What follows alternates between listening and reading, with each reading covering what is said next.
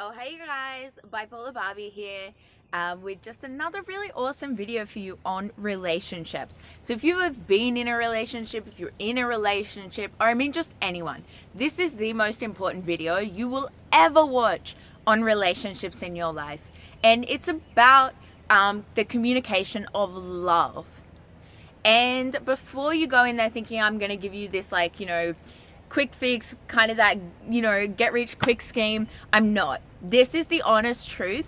And if you take on board what I'm going to say to you today and you explain this to your partner and you both have a conversation about it, then this is guaranteed to save your relationship. And if it doesn't, you weren't meant to be with them anyway. So kick their ass to the curb and walk away. Sorry about that. So guys, humans show and receive love in 5 different ways. So there are 5 languages of love. They've done a lot of research on this. You can purchase the book on it. You can also do an online test, which I would also recommend, because discovering what your love language is really important. Very few people are sort of well versed and fluent in all 5 languages. And this has a lot to do with your parents and how they showed you love. If your parents loved you in many different ways, then you're one of the lucky ones. You are fluent in the majority of the languages. However, there's also people like me who sort of had the opposite approach, where I was always begging for love. I was always fighting for love. I was always trying to win love. So I kind of taught myself all 5 languages in an attempt to try and communicate with them so that they would reciprocate that love. Now, one of the main ways, or probably the only way that I ever felt loved, was from my father when we were doing things like, in the backyard, fixing fences, working on the farm, in the garage, going to sporting events. That quality time, one-on-one, that I spent with my father is the most valuable and memorable part of my childhood. Those are those happy times and those happy memories. And as a result, quality time is my love language. I don't give a shit about any other of the love languages. They don't mean anything to me. They don't make me feel loved. And this is where it gets, I guess, complicated. And this is where the conflict really comes from in your relationship. Have you ever heard someone say to you, or have you found yourself saying to someone, you don't love me, you don't appreciate me? And normally the other person's standing there going, what the hell do you mean? I do so much for you. I buy you stuff. I'm doing these things for you. And you're sitting there going, yeah, I know that. But you still don't understand why those things don't make you feel loved. And that's because it's not your love language. So a lot of relationships work because people have the same love language. So if both of you show and receive love in quality time, then things are going to work out pretty good. You're both going to constantly feel loved.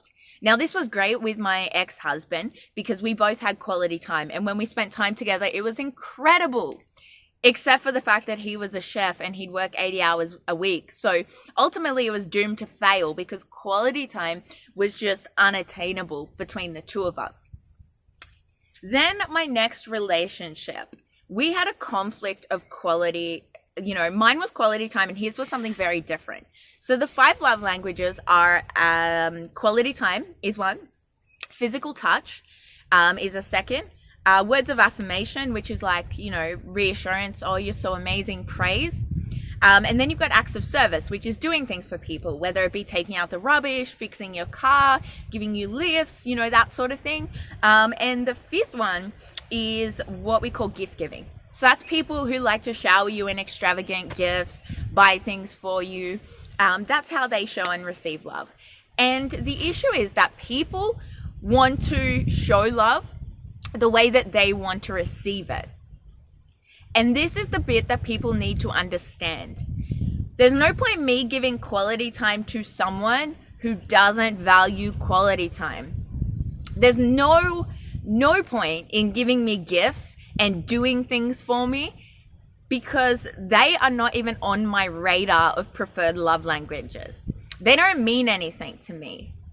So someone gives me a gift and it's like, oh yeah, that's nice. It's kind of a waste of money though, really. Or acts of service, that actually undermines my independence because I pride myself on doing things myself. So that actually makes me feel crappy. So that's not how you make me feel loved. That's how you make me feel like you think I'm incompetent. So getting back to this conflict of love languages, understanding them is so important, and I encourage you all to do the test online to find out what yours is, and encourage your partner or significant other to do the test as well, so you can see if they are competing. And if they are competing, then if you want your relationship to work, you need to cater to your partner's love language, and they need to reciprocate and do the same. So I need quality time, and they need to provide that for me for our relationship to work. But if they need physical touch, then I need to, communicate with them in that love language. If they, need acts of service, then I need to make more of an effort to do things for them, because that is the only way that they are going to feel loved. And it is the only way you are going to avoid this conflict of you don't love me, you don't appreciate me.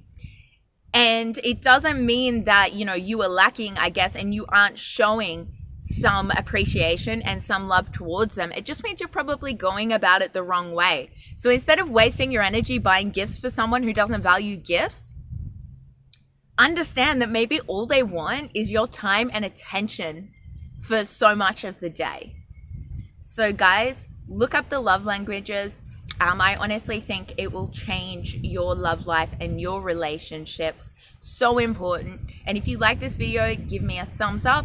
Let me know what your experience is with love languages. If this video was helpful, in the comments below. And if you haven't subscribed to my channel, please do so for some more Wisdom Wednesday posts uploaded every Wednesday. Thanks, guys.